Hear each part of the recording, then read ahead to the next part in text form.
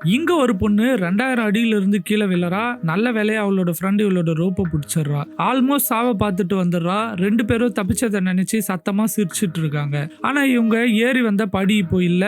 எல்லாமே உடைஞ்சு கீழே விழுந்துடுது. இவங்களோட மொபைல் போனை செக் பண்றாங்க. அதுலயுமே சிக்னல் சுத்தமா இல்ல. தண்ணி அண்ட் ஃபுட் இருக்கிற பேக்கும் கீழே மாட்டிட்டு இருக்கு. 2 பேருக்கும் என்ன பண்றதுன்னே தெரியாம புலம்ப ஆரம்பிக்கிறாங்க.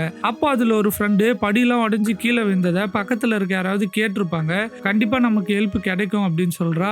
ஆனா அவங்க இருக்கிறதோ மக்கள் நடமாட்டமே அதிகமா இல்லாத ஒரு ரிமோட் பிளேஸ்ல. ரொம்ப நேரம் வெயிட் பண்றாங்க. அவங்களால தண்ணி தாகத்தை கண்ட்ரோல் பண்ணவே முடியல. அதனால அதுல ஒரு ஃப்ரெண்டு கையில இருக்க ரோப்பை கட்டிட்டு கீழே இறங்குறா. ஆல்மோஸ்ட் பேக் கிட்ட போயிடுறா.